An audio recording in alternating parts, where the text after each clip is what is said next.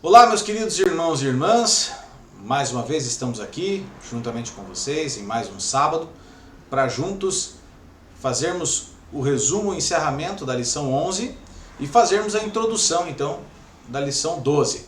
Nós vamos linkar, na linguagem mais moderna, fazer um link entre a lição da semana passada e a lição que se inicia a lição dessa semana. A lição da semana passada tinha como título Amor em Ação. E o verso para memorizar estava em Isaías, capítulo 58, verso 10. E a Lavínia vai ler para nós, então, o verso áureo da lição da semana passada. Deixa eu sair aqui. E se tu dilatares tua alma para o faminto e satisfizeres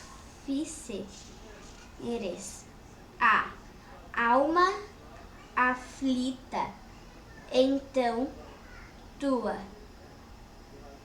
luz crescerá dentro das trevas e tua escuridão será como o meio-dia. Muito bem. Então, numa linguagem mais moderna, numa outra tradução, nós teríamos: se abrirem o seu coração aos famintos e socorrerem os aflitos, então a luz de vocês nascerá nas trevas, e a escuridão em que vocês se encontram será como a luz do meio-dia. O que a lição nos diz então? Se nós aplicássemos a graça que recebemos, a luz que nós refletimos seria como a luz do meio-dia. Irmãos, o resumo da lição da semana passada, da lição 11, está nesse verso para memorizar. A lição começou falando que nós compramos algo, nos convidando a comprar algo que depois a própria lição diz que é de graça. Por que isso, irmãos? Porque a nossa salvação é de graça, mas ela foi comprada, e foi comprada com o sangue de Jesus. É algo que você recebe de graça, que eu recebo de graça, mas é algo caríssimo. Algo que foi comprado com um sacrifício extremamente alto. Então, nós recebemos de graça. É como se eu dissesse para vocês que eu vou dar essa lição de presente para você. Ela vai ser de graça para você, mas eu paguei por ela. Então ela não foi de graça para mim. Jesus te dá a salvação. Ela é de graça para você, mas ela não foi de graça para ele. Ela teve um custo muito alto. E ele diz, olha, isso tem um preço. Isso foi muito caro, mas eu estou dando de graça para você.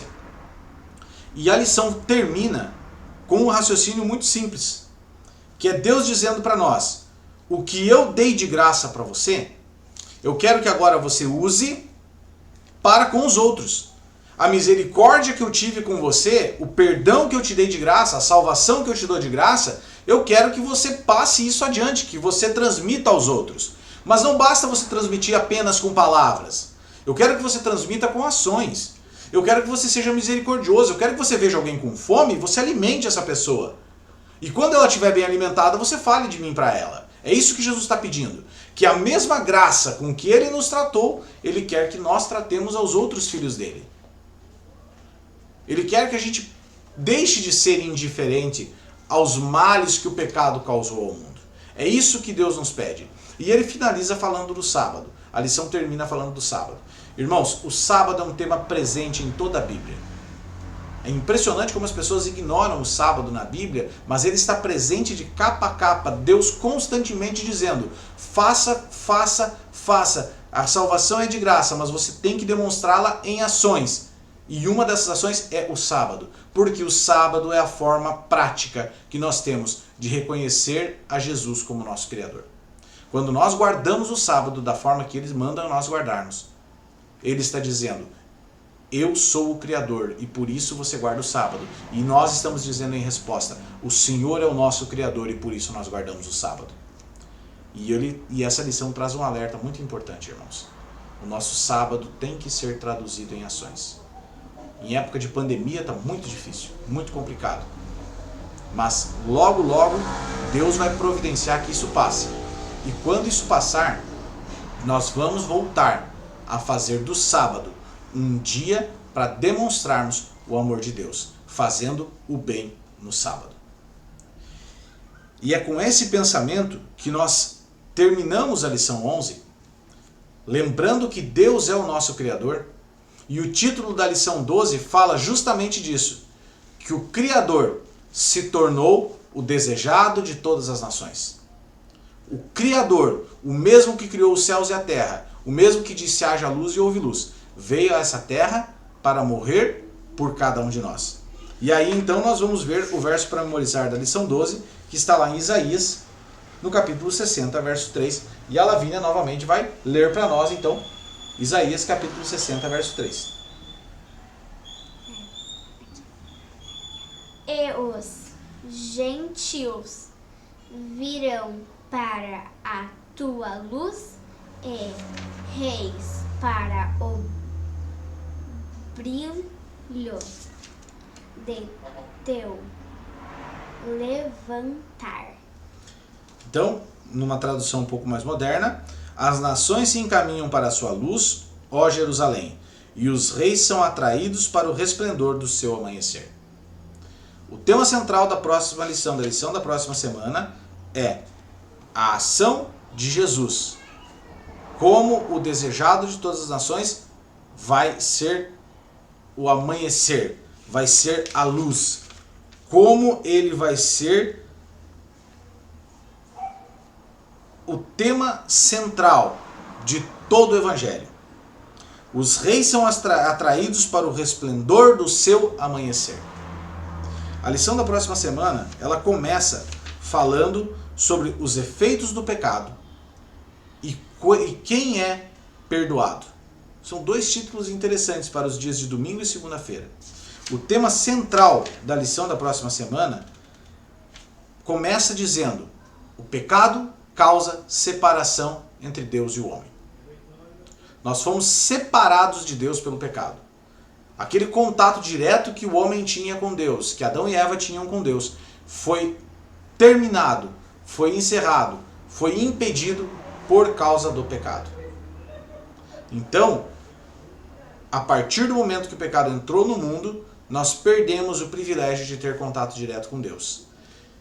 E a separação imposta pelo pecado, irmãos, ela é tão severa, tão cruel, que o próprio Jesus sentiu essa separação e quase entrou em desespero, podemos dizer.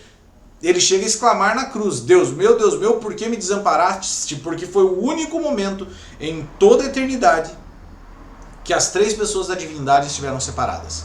Jesus na cruz, quando o pecado foi todo jogado sobre ele, deixou de sentir a presença do Pai. E é isso que nós vivemos todos os dias, quando convivemos com o pecado.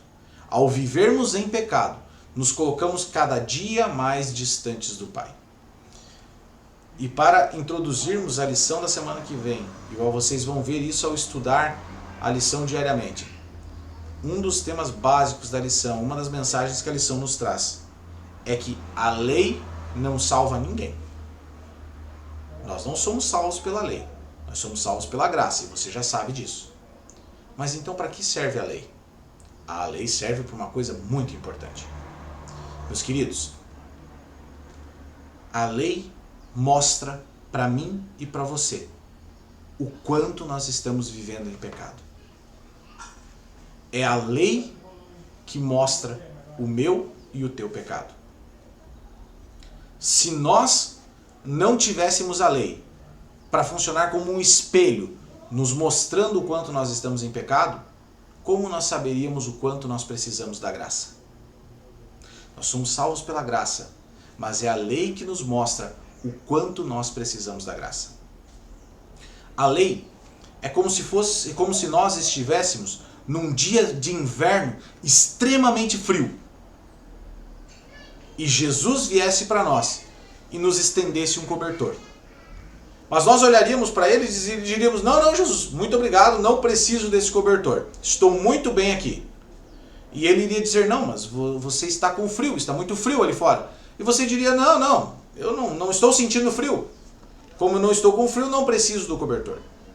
e você passaria ali o dia todo no frio, com alguém lhe oferecendo um cobertor, mas pelo fato de você não perceber o frio, ao final do dia você morreria congelado, com um cobertor ao lado, à sua disposição. Se nós não tivéssemos a lei de Deus, nós passaríamos a vida toda em pecado, e não perceberíamos que precisamos da graça para sermos salvos. E Jesus estaria lá, na cruz, morrendo por nós, enquanto nós estaríamos dizendo: não, não, Jesus, muito obrigado, eu não necessito da graça, afinal de contas, eu não tenho pecado. Mas é a lei que diz: olha, você está em pecado, você vive em pecado, todos pecaram, e é porque todos pecaram que Jesus te dá a salvação de graça. Você não pode se salvar por você mesmo, eu não posso me salvar por mim mesmo, mas todos nós seremos salvos pela graça de Jesus, o desejado de todas as nações. Esse é o tema da lição 12. Bom estudo para todos vocês, uma ótima semana, que Deus nos abençoe a todos. Nos vemos no próximo sábado. Amém.